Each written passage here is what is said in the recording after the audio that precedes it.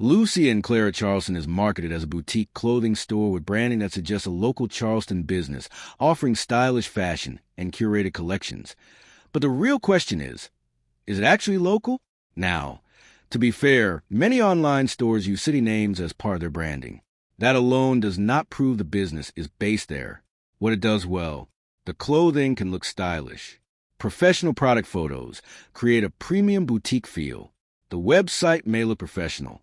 Modern e-commerce designs can create a polished shopping experience where the concerns start appearing. A city name does not prove the store is local. This is the biggest issue. Many online retailers use location-based branding without operating there. Product photos do not guarantee real-world quality. Marketing images may not always match what customers receive. Independent reputation may be limited.